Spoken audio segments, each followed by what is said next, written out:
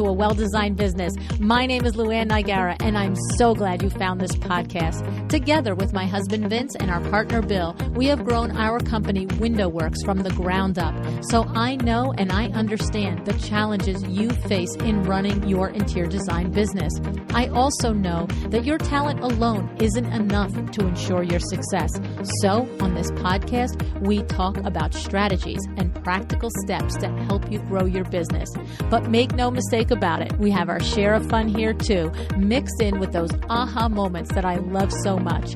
This isn't fluff. Nobody has time for that. Whether you are a new interior designer or a seasoned designer, I am here to help you create and to manage the kind of interior design firm that you dream of. It's straight talk and it's action. Are you ready? Let's get started. Hi, welcome to A Well-Designed Business. It's Power Talk Friday. We all know that Pinterest is a fun platform for inspiration, but we cannot overlook or underestimate its value in our marketing efforts. And I'll say first off, if you're a longtime listener, then you probably already know that Pinterest is a search engine like Google, not a social media platform like Instagram. This is a critical distinction to understand. And if you need to know more about that, we've discussed it in several previous episodes, which of course we will link for you in the show notes. Now, we have various marketing tools at our disposal, and today we're going to talk and learn more about the how of Pinterest and how it helps our businesses grow and how to put it to work in our businesses. My guest today, Cathy Heflin, is a Pinterest marketing consultant and strategist. She launched her business after personally experiencing how powerful Pinterest was as a driver of traffic to her own blog and online home decor shop. She offers organic and paid ad Pinterest marketing strategies to help businesses like ours grow our brand awareness, increase website traffic, increase sales, and to grow our email list. Now, before we hear what Cathy has to teach us about Pinterest, let's take a minute to chat about LuAnn Live, shall we? That's okay. Now, if you have been to LuAnn Live before, either the in-person event or the virtual event, then you already know how freaking incredible this is going to be. Am I right? Now, and if you haven't been before, then I'm telling you, you don't want to miss it. You will be sorry when you learn all the fun and all of the things that we did. This year, the event is called Health and Wealth, a well-designed business within a well-designed life. My daughter, Christy, is joining me as the co-host, and together we are going to cover the topics that address us as whole, fully formed, completely rounded humans. Business owners who are humans that have to get up every day and make magic happen in our lives and our businesses in all the things. What I know is that we have to be at the top of our game in order to achieve the goals we have for ourselves and our businesses. And Christy is in the middle of pivoting her podcast to focus on mental health for content creators, for creative entrepreneurs. This is you. This is me. This is us, whether we're interior designers or window treatment experts, right? And I can tell you over the 4 decades of business, I have learned you cannot separate you, the person, your vulnerabilities, your personal victories and challenges from your business and its productivity and profitability. Not easily, anyway. But the thing is, did we ever get to talk about that in the day? No, ma'am. No, sir. It was just put your big girl panties on and get the things done. But today, people like Christy are insisting we talk about these things, that we talk about the challenge, the intersection of being productive and maybe coping with ADD or anxiety or burnout. And recently, we had Katie McDonald on the podcast. I wonder if you listened to that episode. We'll put the link in the notes as well. Katie was a high-performing ad exec for publications like Elle Decor, Architectural Digest, and others before literally falling apart mentally and physically. She pushed herself too hard. She says, in her words, she says, why is it as business owners we will go to every length to take care of our business before we go to any length to take care of ourselves? Katie wants to help us break through that cycle, just like Christy does. Katie will be with us at LuAnn Live. She will be there with us to teach us, to give us strategies, to give us inspiration so that we will and we do take care of ourselves just like we would our business or a cherished loved one. So, to meet Christy, Katie, and the rest of the lineup, please go to LuAnnLive.com to register today. And I will see you in Orlando in November. All right, now let's hear what Cathy has to say about putting Pinterest to work for our business. Hey, Cathy, thanks so much for joining me on A Well-Designed Business today. Hi, LuAnn. Thanks so much for having me. Kath, I am delighted to have you on the show because you were recommended to me by my friend, Deb Mitchell, design writer Deb. And, I just love Deb. First of all, I love what she does. I love the way she serves interior designers in her business with her copywriting and all the things that she does. But I love her as a human too. I just saw her at High Point in the spring of 2023. And she's good people. How do you and Deb know each other? So Deb and I were in a entrepreneurs group together, and we met in a mastermind type situation and just got to be, got to talking. I'm, very interested in the same niche, although we do very different things. So we just sort of started chatting about it, and she did. She recommended that I reach out to you, and here we are. That's awesome. I love it. I love it. The other thing is I'm really looking forward to this conversation is because it has been about, it might be 400 to 600 episodes since we've done a Pinterest episode. And, that's crazy because I'm sure Pinterest has changed a billion times since those podcast episodes were out. And I imagine that there's probably good foundational information in the previous episodes on Pinterest that are good and still valid. However, it's technology and it's changing like the wind. So it is long overdue having a conversation about Pinterest. So I'm excited to have you here today. Now, here's the thing. My understanding of Pinterest, and that I've been taught by the people on the show, is that we want to think of if it's new to us, we might make the mistake of thinking that Pinterest is like Instagram, where it's just a place to go and look at pretty pictures. However, what I have been told over and over again is that we have to view Pinterest as a search engine like Google and YouTube, which automatically puts it into the way more valuable real estate for our brains, our energy, our money, our advertising, our marketing dollars, right, Kat? True. So Pinterest, you're absolutely right. Pinterest is a visual search and discovery platform. It is a search engine. It is not like typical social media. So most people that are going to Pinterest are searching for inspiration. They're planning a project. They're looking for a product to purchase. They're looking for information about how to do something. And so they're searching. It's not, that sort of instant photos in a feed. It's more like, what am I coming here to look for? I'm going to put these keywords in, and it's going to populate the answers to the questions that I have. And so that's where it becomes very different than your typical social media, not to even layer in the fact that everything you see on Pinterest is evergreen. So it never goes away. It just keeps getting better with time. Interesting. So I think the distinction there, if this is new information for you, is that even if you consider your own habits, you'll go to Instagram and scroll whatever the algorithm puts in front of you. But when have you ever gone to Pinterest and just sat there and let it passively put stuff in front of you? We do. If you think about your own behavior, I know I'm the same way. I don't care what it is. When I'm getting ready for something like a photo shoot. So I'm so overdue, Kath, for headshots. My team is you don't look like your headshots anymore. That was your gray period, your COVID short hair gray period. And so I'm working with the photographer now, and he's like, you got to get me some inspiration pictures. So I'm going to Pinterest and I'm putting casual headshots, professional headshots, fun headshots. I'm trying to put all of the things. That's how we use it, right? Absolutely. I mean, think about I'm redoing a bathroom. I go on there and I look for fixtures. I look for cool cabinetry. I look for all these things. I'm planning a wedding for my daughter. I have a wedding board and I'm putting all of the inspiration in there. So it's just a place where, while I guess you could scroll and people do on their phone, they're really going there looking for inspiration and looking for things they want to consider with whatever project they're planning. Mm-hmm. Now, the thing is, how does that convert? So I just skipped apart the whole setting up a good Pinterest, foundation. I just literally skipped it. Okay.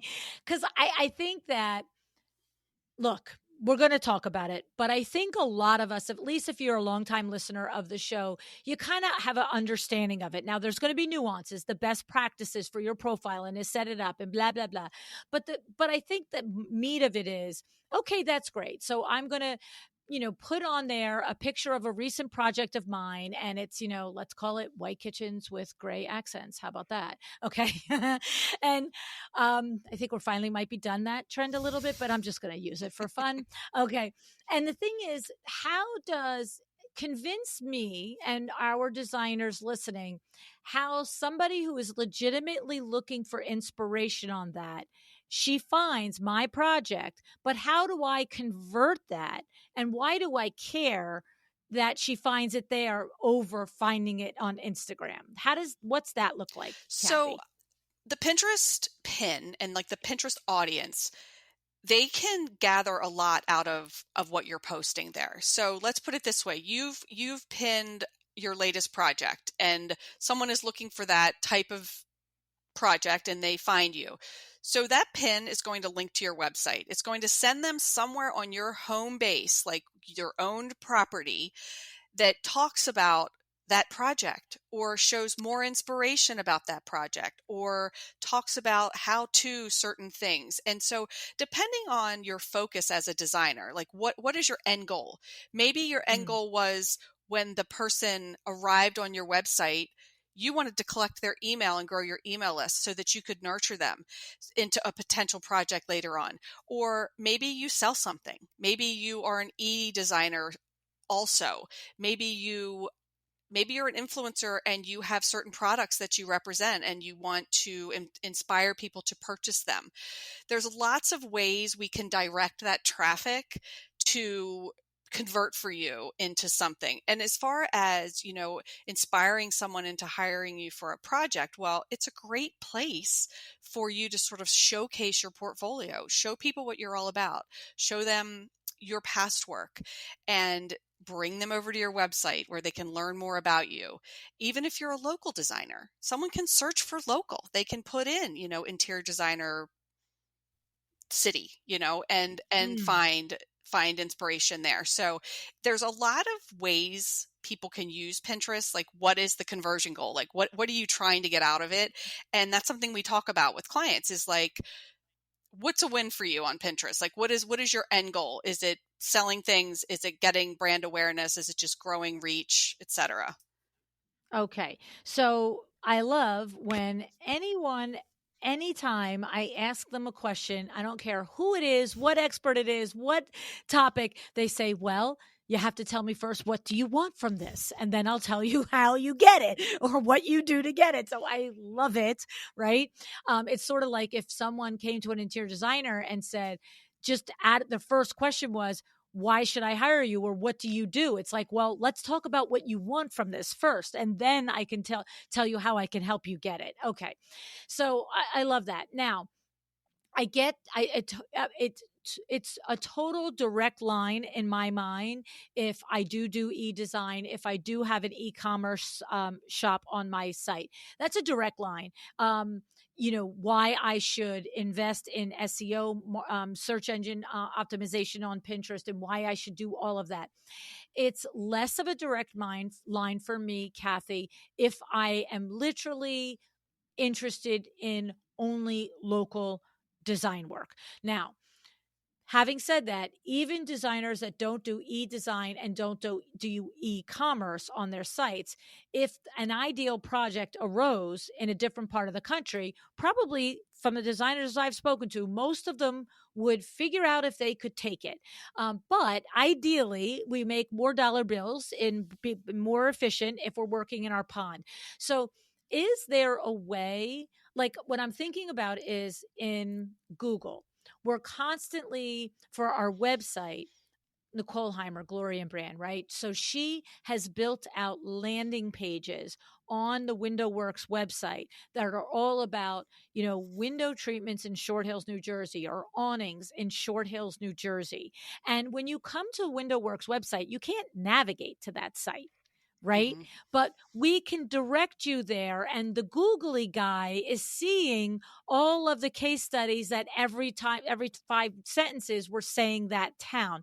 So so that when the person sitting in Short Hills goes awning Short Hills, New Jersey, they're gonna get to that page. So are there tactics like that in Pinterest as well? There are. It's very similar from an SEO perspective. You want to make sure that you are sort of calling out the things that your ideal customer is looking for. As far as a local business, same thing. You could have those pages on your website that you're linking to that aren't even on the front of your website, but you've created information that you can send people to that spot so that they know that you are in that location. And if they want to work with someone in that location, they're going to be able to look for you. Is that traffic as widespread as a general type of a pin? Probably not, but I would say it's the same thing on Google. It definitely is less competitive. So if you are doing that, I think you have a greater chance of showing up. You'll rank higher, just like on Google. And for those people, what I always say is, even though you are locally based in general, there are so many things you can do with Pinterest for your clientele in that area, showcasing your brand, showcasing your projects, and collaborating. So we talked a little bit about that before when we were saying how we're saving inspiration for things we're doing. Well, a lot of designers will collaborate on Pinterest by making a secret board, and they share with their clients. Their clients are dropping things in there. You're dropping things in there as a designer. And it's a really great way to sort of know the direction the person wants to take. And that applies no matter where you are, right? So even if you are a Mhm. local business, that's like a super great function of using the platform and sort of showing off what you've already done and what you're doing and sort of drawing people into that. I still think that it's a really valuable resource. Okay, understood. Totally understood. Now, you have a case study from an interior designer. Her company is called Portion Co. that you worked with. Walk us through what really was possible when you worked with this designer and what you guys created together. Sure, sure. So when I started working with her, she was sort of frustrated by only working a lot on Instagram, but feeling like she could be getting more. And she wasn't really very happy with her results on Pinterest. She just knew that it was like sort of an untapped resource. And you said it earlier, Pinterest has tactics, and there are best practices, and there are, sneaky keywords to use and things like that. And that's why it's really fun for me to specialize in certain niches, because I get to really know the words that I want to use and that sort of a thing. So with Emily, she came to me and was just like, I know this can be a major traffic driver for my business. She does e-design. She is an affiliate marketer as well. And she's like, I just need help. So what we did, I've been working with her for about a year and a quarter, almost a year and a half. And we really just took a deep dive into like, what is she doing on her website? What does her blog look like? What is she doing on Pinterest? What can we do differently? And we just made a lot of changes. Mm, The I always say about Emily's website, she is a great blogger. She creates consistent content. She creates consistent content that's on trend. We do a lot of research of upcoming trends. Pinterest is very seasonal, so it's a cool place to go to find out when people are going to start looking for what you're offering. So just like a great idea, an example is holiday. So if you're a designer and you create content around the holidays, you want to start talking about that in August, because pinners start searching end of July, August for holiday ideas. So wow. we just looked at all of that, and we looked at like her content and what she was putting out and what was working and what wasn't. And so our number one thing we do is we do crazy keyword and interest targeting research. We look at what works for the brand. We look at what works for the industry. We pick out like, where does she want to rank? We start working on the SEO on the brand. We really set her profile up for success. Figuring out, because everybody's different. Like for her, we do a lot of boards for each room, boards for styles, boards for accessories, like it's whatever your brand is about, you sort of dig into those, where you want to start loading things up. So that was the first thing we did, was really optimize it with incredible keyword research and just setting her up for success, fixing the profile. And then we started pinning consistently, digging into her blogs, figuring out what her ideal client really wants to see, what's performing well for her. And we do more of that, and we do it consistently. And we, we just pin, we do fresh pins for her every single day. I say right now, she probably gets about 10 fresh pins a day because she blogs like crazy. It's really important. And because of all of those tactics and just sort of staying on top of it. And we do keyword research every month. Like I stay on, she writes a blog about spring decor trends. I figure out, is it spring decor? Is it spring design? Is it spring e-designs? Right. So we do that. And she has seen, we're definitely her number one driver of traffic. Definitely the number one, place where she gets outbound clicks and interest. She gets a lot of traffic to her affiliate links. So she does, have an income from that as well as the design. So she's been a great success story. Yeah, and did I read something like you increase with the traffic to her website by 2,757% or something? Like, it was what crazy. Was that number? That was the number of, we increased the number of website visits and the views on Pinterest. Like just the number of time people were seeing her content went up incredibly, like 1,400% more saves, because we want people to save our content because that means more people are going to see it, and Pinterest is going to serve it to more people. It's like that. She told someone, she told someone, she told someone. So yeah, she's had really good success, and it's because of just doing the basics. I think so many times we listen to experts and everyone's always changing the tactics, and the algorithms change. We know that. And I do my best to sort of stay up on the latest best practices. But if you're consistent and you follow best practices and you use really great SEO and you have really good content, you're going to see better traffic.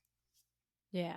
Now, the thing about it is so what I'm seeing as potentially the trip here is, you're going to take care of the tactics. You're going to take care of the pinning. You're going to take care of the SEO.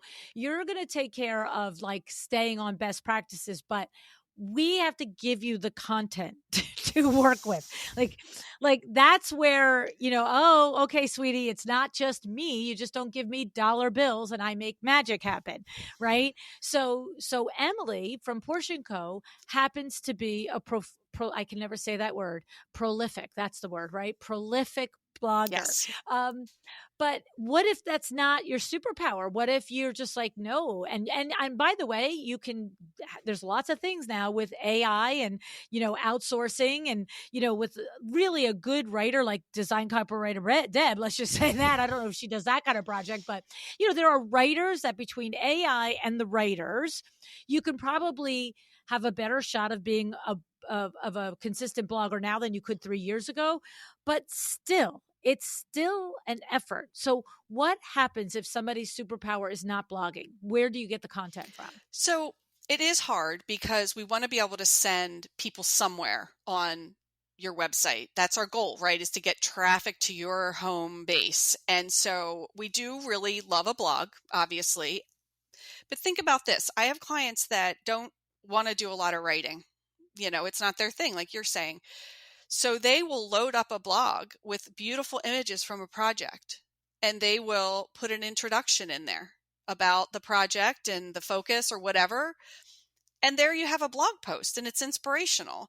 Now, the Google man isn't going to love it as much because it's not long form and all of that. But it is going to serve your clients and your potential clients, right? Because you've put in all this beautiful inspiration. You have these images. People can save them to their Pinterest account, sharing your site with all the other people. And so I completely appreciate the fact that blogging is not everybody's jam by any means. And Right. like you said, with AI, I feel like we have a better opportunity to come up with something, you know? Right. Another thing I tell people is, some people have blog posts, some people do YouTube videos, depending on your industry and whatever. And so if you're not a blogger, which I understand, maybe you do a podcast and you put your show notes in there and you link to that. Or maybe you do YouTube videos with quick tips or whatever. You can do that. You can also put up video pins that are quick tips or, little tricks, or this is this project. And you can draw people to your main webpage. So there are opportunities. I was talking to someone earlier and I said, I would really love to see you add a blog because it's going to serve you. It is so worth it.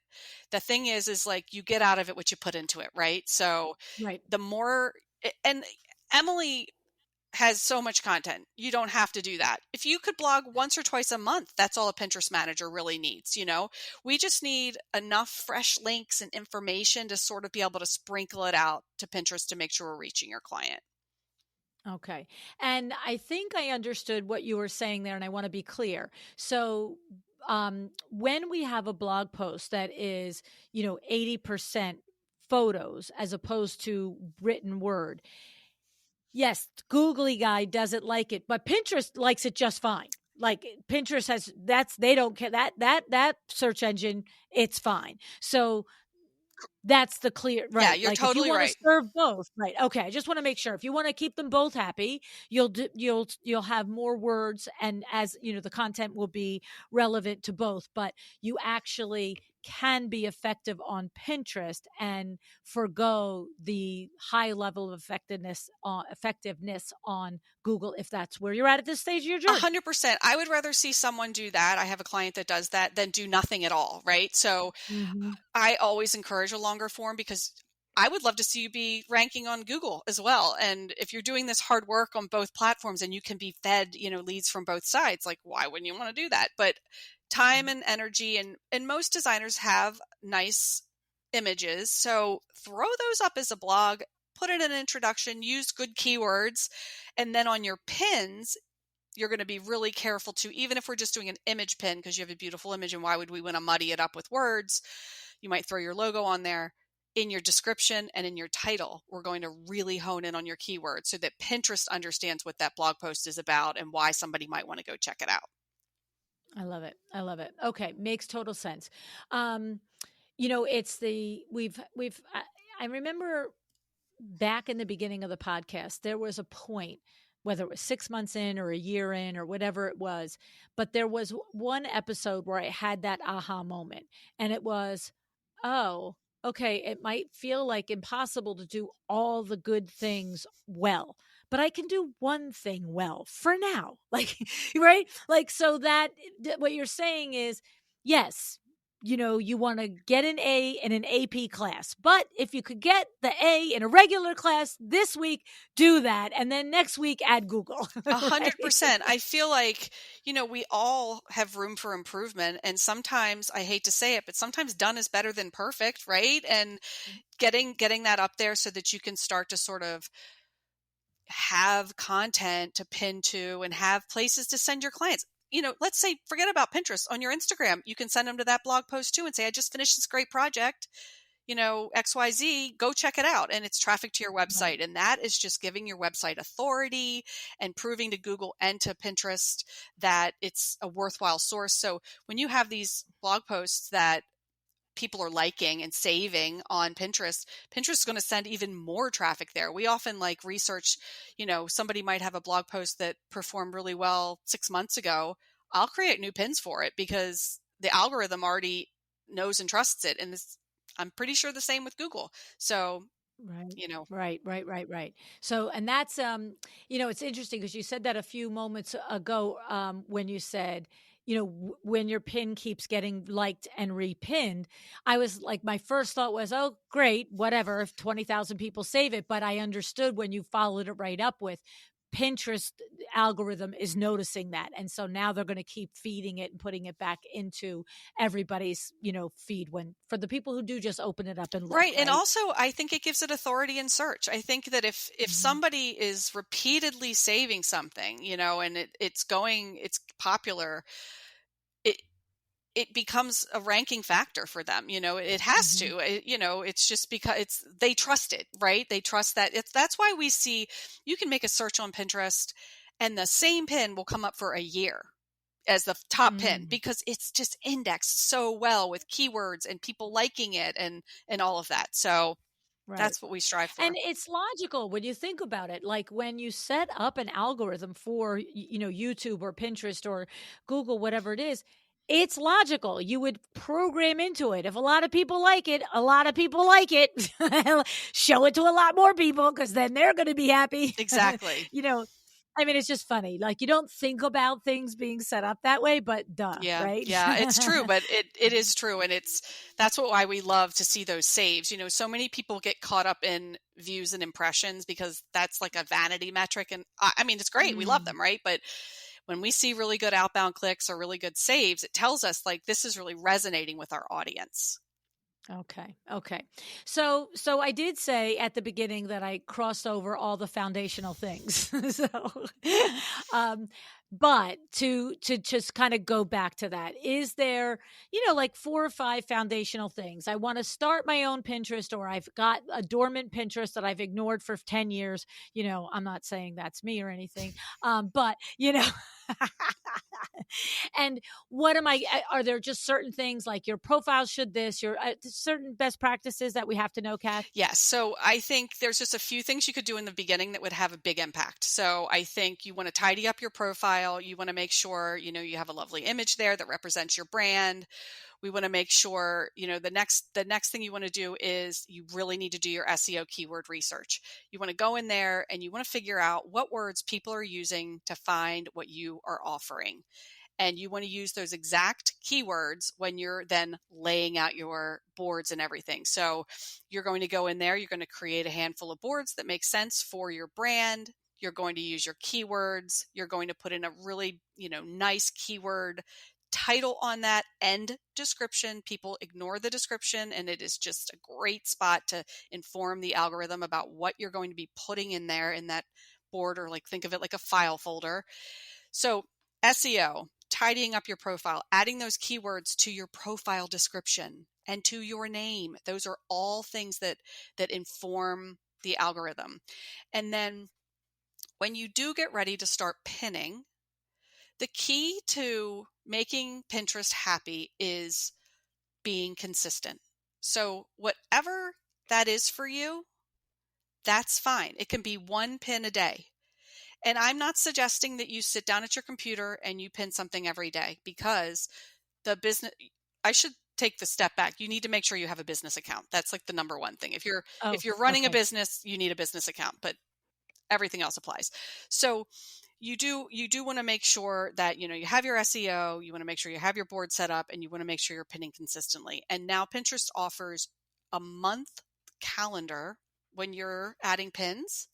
So you could schedule a whole month of one pin a day and make Pinterest will be happy. You're pinning fresh pins every single day, and then you come back and you do it again. Now, eventually, yeah, layer in more than one a day, but consistency is key and fresh content is key. So if you can add those blog posts or those new products or new inspirational photos to your website and give the platform a fresh URL, it loves that.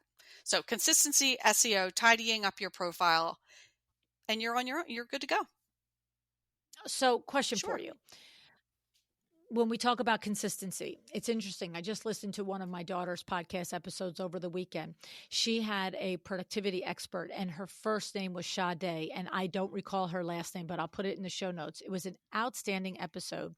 And Christie's aha in the episode relates to this specifically, because they were talking about how, as a mother with kids, it's hard to get up out of the house every day. And, Christy was basically like, my kids, Monday, Wednesday, and Friday go to school. So Monday, Wednesday, and Friday, I get up ahead of them and I do my workout and I do my different things. And then they wake up and I get them out the door.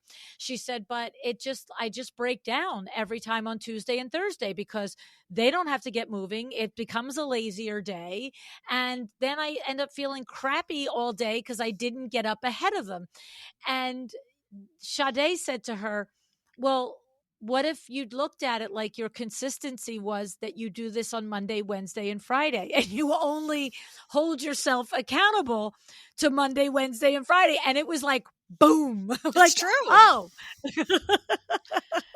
right? Right. So is it the same thing? Like you're saying, okay, Emily is going to do it every day. You're going to do it for her every day, 10 times a day.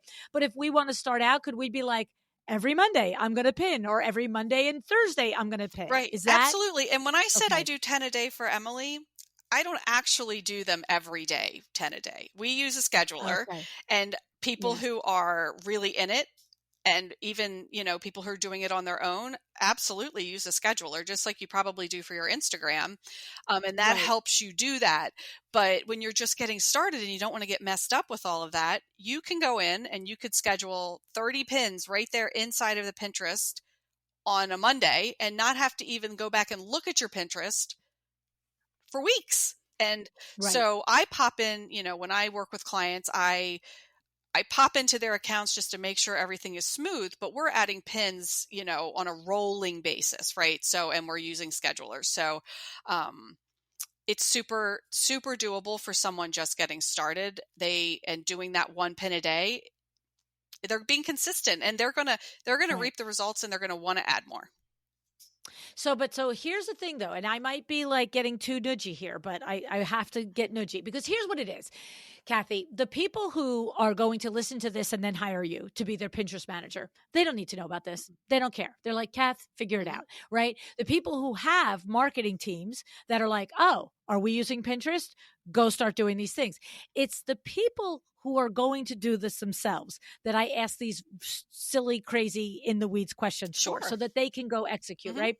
So my actual question is, I understand if I'm using the scheduler, but if I'm also at the beginning of my journey, and I don't necessarily mean in business, I just mean in creating, relevant quality content, because maybe I've been a great designer for 15 years, but I've never really had a blog, and I have a portfolio, but I really haven't spent a lot of time on it. Like what I'm talking about is, if it's really new for me, I might look at my existing collateral and be like, I have 25 good things to pin here.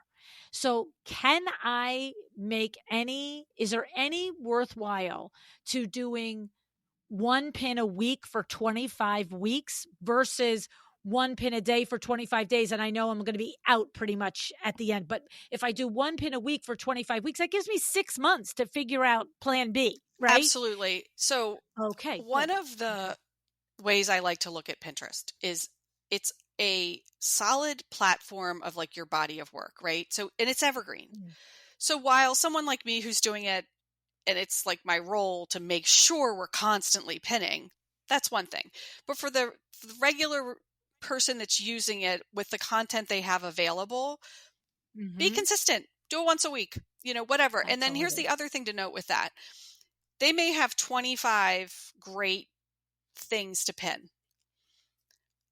They can take that one image, say one of the 25, slide it to the right, slide it to the left, and all of a sudden it's a new pin. Okay. Okay. Right? So So 25 you can really become can 100 get creative. very easily. Okay. Okay. Okay. So I love this because, I always try and think of, like, I put myself in this spot. If I had to do this, I won't say, if I had to do this myself, I'd be like, okay, It's a what's lot. realistic here?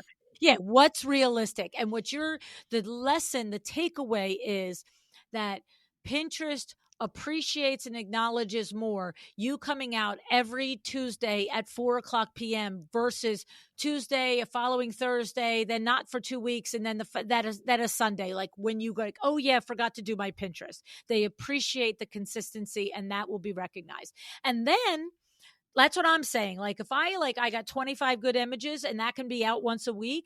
Now in those 25 weeks, I can spend time slicing up those images for 25 or for another 100 images. But at least something is out there programmed while I'm coming back to work on it. And you're 100%. saying that's valuable. 100% it's Okay. valuable. I mean, just getting your stuff on there is going to help you, and you're going to use your great keywords that you can do in your title and your description to have that image be found. And also you can use it as a user at the same time. So when you're creating as a business person, when you're creating your Pinterest account, you're also sort of curating something that is for your ideal customer. So maybe you want to pin someone else's, like a complimentary thing. Like you don't sell it, it's not your thing, whatever, but it makes sense to go in your home accessories board, or it makes sense to go somewhere. That's how you're adding content to your Pinterest account as well. Okay. The other question I have in there, Kath, about that is, we've mentioned you go ahead and you schedule your 25 posts over 25, days or weeks or whatever it is. But that process, what can I expect if I'm not a project manager for Pinterest like you are? And it's sort of my first foray in doing this. Not necessarily the first time I do it, because that's going to take a while, but I've done it 3 or 4 times. And what am I allowing myself on a weekly basis or monthly basis? Like we get to the point we'll schedule our content out a month. Is that taking me 2 hours? Does that take me 4 hours? Is that taking me 1 hour? Like what do I realistically want to invest in that time and put it in my block of time for my calendar? I think businesses that have the content and the images ready to, at their ready, you can get this done in an hour a week. I'd feel that way. You could also batch it so that you do it for 2 hours one week and then you don't have to come back to it for a couple weeks, so it doesn't have to be incredibly time consuming. It's something that you can do either on the app on your phone, where you might already say you have all your photos in your phone. You can literally upload them right there on your phone, add in your title and your description, and post it and the link. But, Okay. so it doesn't have to be complicated. You can also do it on desktop. So it can be done well, and you're going to find that your business is going to reuse the same keywords just on Google, right? You're going to want to rank for the same thing. So coming up with that title and description, there may be nuances because it's this room or that room or whatever, but they're going to be very similar, and you're going to get really good at coming up with those pretty quickly. Okay. And that's another thing I wanted to circle back to. You've mentioned a couple of times, like you got to dig in, you got to find out what your good keywords are, what your good search words are. I don't have the slightest idea how I would start that process. Is like, I always feel like, you hire somebody for that, but like you can kind of do that yourself too. You can. So Pinterest is really, at the time of our recording this, there's this great way to do it. They took this away for a little while, so that's why I say that. But when you go on Pinterest and you search for something, so put in something that, white kitchen with gray, touches, see and hit return. Pinterest is going to give you these little bubbles at the top of your search with words in them. Those are the most popular words associated with the term that you just put in the search bar. That was a pretty long word, but if you did white kitchens and you hit return, Right. you would get 10 words that become your keywords. Wow. So they took those cute little bubbles away, but they're back and they're awesome. The other thing you can do is, as soon as you put the search term in there, it's going to make a drop down box, or like a drop down, and it's going to show you those keywords as well. So that's the easiest way to do it, is to just see what they predict for you. And then what I think is the next step is obviously capturing that list, but then you're probably testing, right? It's not, is it just verbatim? That's it. Those are my keywords. Or do you have to see what works for you in your content? Like, is that there a next step to that? I do think, it needs to tie into the content. So let's just keep on with the white kitchen situation. You have content about a white kitchen and you find that your keywords are, white kitchen with gold accents, I don't know, multiple different things, you're going to intertwine those where it's applicable. And you're going to test different things, and you might test different combinations of words. So you might say, flat paint for kitchen cabinets versus, something else, and see like what resonates, because we like to do a lot of testing. So for example, I might do 7 different pins for the same blog post, and each one of them I will tweak the title and the description and try different things to see what's going to perform the best. Okay. Okay. So that's interesting. Mm-hmm. That's where, listen, it's time or money. I say it all the time. We're going to spend our time doing something, or we're going to spend our money having somebody else do it for us, because, and so many designers listening to the show have listened to the experts like yourself across all the fields and taken the advice and sat down and spent their time doing it. And when that's what's available to you, yes, do it.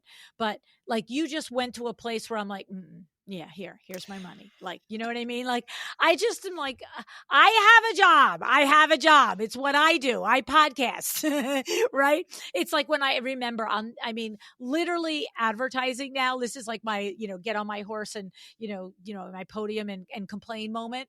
But I mean, for many, many years at WindowWorks, there were all kinds of print publications that would solicit us to put our ads in their papers. And I got news for you. Back in the day, when you gave somebody $5, $6, $7, $8,000 to put an ad in their publication, they created the ad. It's crazy. They actually had graphic designers that created the ad, and they would ask you for an image and ask your opinion on the copy, but it would go back and forth, and you would say, that looks silly. You didn't use my right color. And now you give them your 6 or 8 or 10 grand, and they're like, okay, so your ad copy and your ad graphic is due on this date. And I'm like, wait, what? Exactly with this now? So now I have to be an expert in this.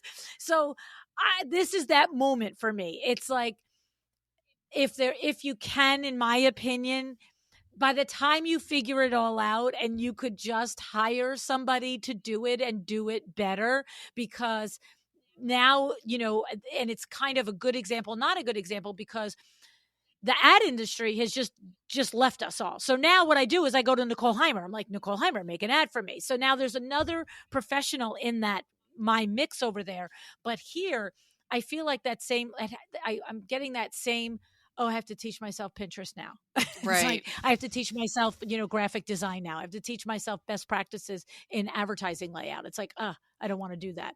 So you do work with people, and you do the full done for you, but you also do strategy sessions. So tell me about the 2 different services that you offer, Kath. Sure. So my strategy intensive is basically a one-time service. We take over your account for a few days to a week, and we do a deep dive into your website to see if we have any recommendations to how your website could work better with Pinterest. And we do a very deep dive for your keywords so that we can share with you the words that you should be using to have greater success on Pinterest.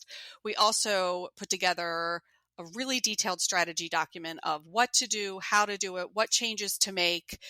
And then once I've created all of that, we have a meeting, and I share your keyword bank, which has everything you need to really update your Pinterest account with the right keywords, what you should be using. And then you can also take those to add to your pin graphics and things.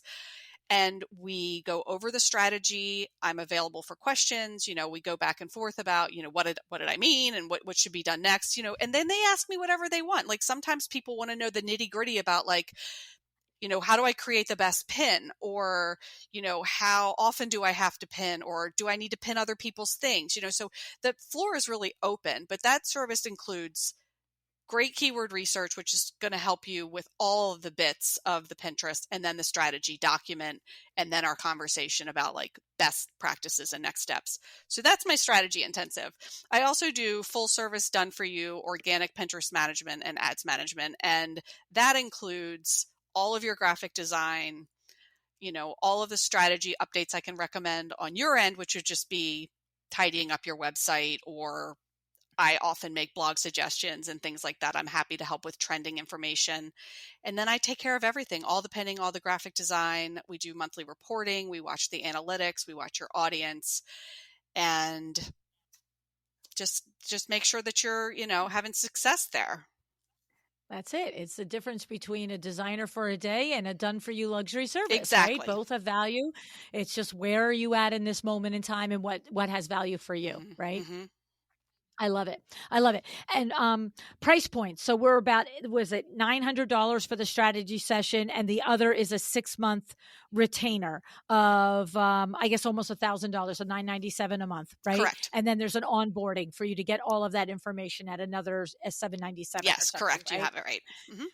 Yeah. And so I love that, because the thing about it is, when I consider anything, when I consider any investment I'm going to make in my company, I always are like, what's the ROI on it? Like, what can I reasonably expect from this? And, like at WindowWorks, what's our average sale? I think our average sale at WindowWorks is like $4,800. Okay. So I'm looking at this and it's like, okay, so I need what? Can't do math in my head. 8 times 1,000 is 600, 6,000. What's that? 8 sales. Oh my God. Am I the worst with that? No, it's 2 sales. So it's 2 sales. I need at WindowWorks to justify a Pinterest manager at your level of expertise. I basically need to get 2 sales that I wouldn't have gotten because my average sale is $4,800. And I'm going to spend $8,000 with you over 6 months or something like that, 7,000. And it's the same thing. So what's your average project? What's your average project as an interior designer? And the thing what I love about it is that whenever you do something like this to enhance your business, whether you are getting a ton of ROI, maybe you don't just get 2 new projects over 6 months. Maybe the first 3 months you don't get any, but then you're getting 1 or 2 projects a month because now it's working and you have figured it out, the designer superpower and all those things. But then it's like I always say to people, like, would you give me $1,000 a month if I gave you $10,000 a month in business? Like, you would be like, yes. Like, you wouldn't even be, what would we be thinking about still? Why would we still be talking? Right.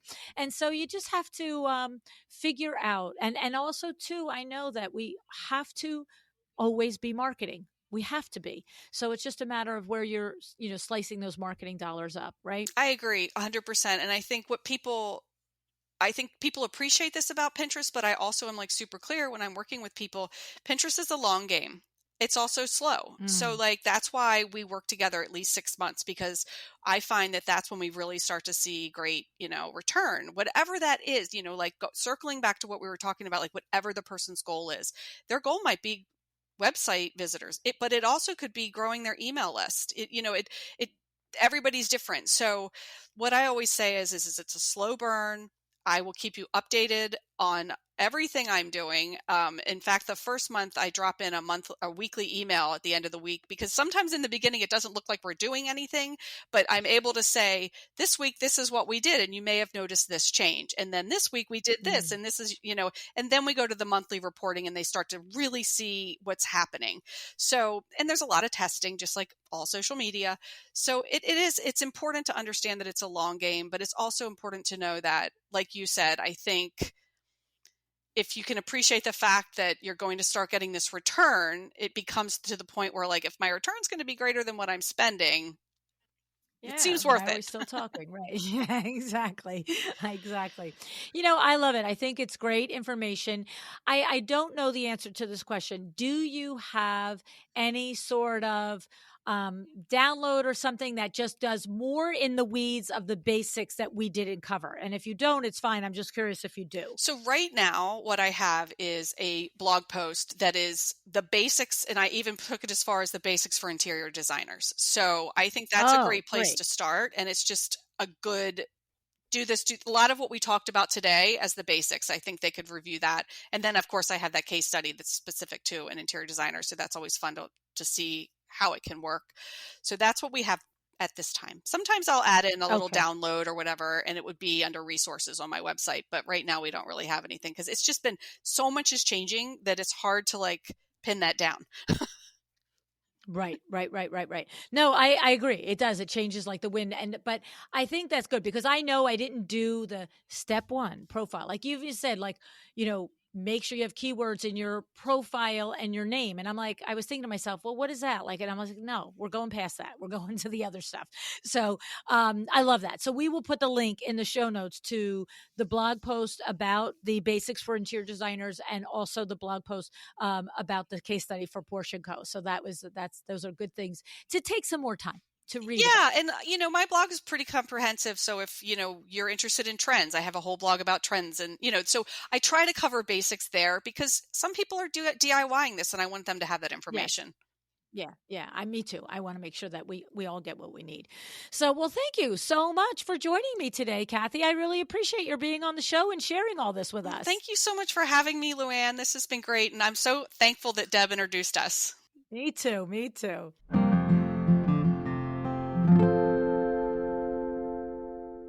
Marketing certainly has changed since way back when the Vincenz and I started WindowWorks. It was physical ads, whether we were taking out pages in magazines, displaying our names on vans, all of the things. But the internet and social media changed it. And somehow now it can almost seem like we have too many choices, too many ways to market. Okay. It can feel overwhelming to figure out where to invest our time and our money, especially if it involves learning a new platform, right? And learning Pinterest, if it's from the ground up, maybe all you know how to do on it is pin pretty things, it's going to take a minute. But Cathy said once you are able to round that curve, then you can just get it set up in as little as an hour or two a week, leaning on existing content, leveraging the content from one platform to another. And that's great because being able to repurpose your content, laying out a single post, and then, figuring out even the strategy for a month, getting it out there, getting it done, putting it into automation. I mean, that's a win-win.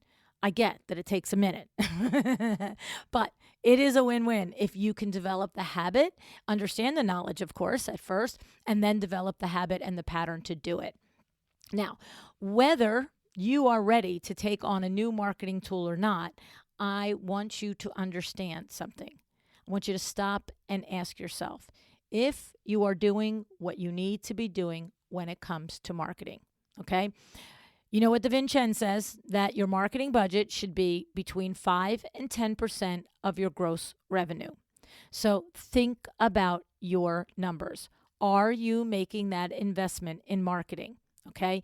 Right now, the world is shifting under our feet again, right? The economy is changing. Things are different. I know I'm feeling it in all three businesses. So you're probably feeling and noticing some differences too. It's not the end of the world. It will be fine. However, if you only ever hear one thing from me, hear this: always be marketing. Always. This is the mantra of my exciting Windows partner, Steve Wishnow. He has more than 5 decades of marketing experience, and he has seen every market fluctuation you can imagine. And his one mantra is always be marketing. Okay. This isn't about like, oh, I'm busy now, it should be fine. No, this is about ensuring your future pipeline. Okay. Those of us who are investing and consistently invest in our marketing, we are going to be the ones who are top of mind and who will get the business. When an economy is booming, everybody gets the business. Everybody gets business. I mean, really, go back 2 years ago, 3 years ago in COVID, every single person and their brother was busy. But when the economy is different, the strongest of us are the ones who will get the business, the ones who have stayed top of mind, the ones who have kept our marketing going. All right. Consider Cathy's case study. She increased her clients' saves, the save things, right, where people are saving their clients' pictures on Pinterest by 1,400%. 1,400% more eyes on her business, 1,400% more potential clicks through to their website, 1,400% more possibilities. Now, is every single one of those saves and those clicks to her website going to become a new lead or convert to become a new client? Of course not. But I'm certain an increase like that is converting at some rate. Is it a 20% conversion rate? I don't know. Is it a 10% conversion rate? I mean, a 1,400%. Is it a 20 or 10 or a 5% conversion rate? That doesn't seem unlikely, okay? But here's the thing that I know. What is the conversion? What is the conversion percentage rate of 0 new saves? Guess what? It's 0. Right, that's what it is. It's 0. Okay, so you have to always be marketing and do what works for you. If this Pinterest strategy feels like a fit, I love it. I love that Pinterest is a search engine and not a social media platform. It makes it more actionable for business. And if you just think about it, think about the way you use Pinterest versus the way you use Instagram. Right? Instagram, we just pick it up, we scroll, we see. It's like picking up the newspaper. Let's see what's happening. Okay? But Pinterest is like, I'm looking for this thing, whether it's for yourself or to show a client or whatever. It's something that you go to search on. Your potential consumers are going to Pinterest to search. Maybe they should find you. What do you think? Well, thank you so much, Cathy, for sharing your insights with us today. It's a good reminder. I have to say, every time I have a conversation on Pinterest, I go back to our team and go, gosh, guys, come on. We got to be doing this. So give it some thought. See what you're going to take away from it. Would love to know your comments. Of course, you can speak to me over at LuAnn, Nigara and Friends Facebook group. You can speak to me on the Instagram post for this episode because I'll be there. All right. Thank you tons for joining me. I appreciate you. Decide to be excellent.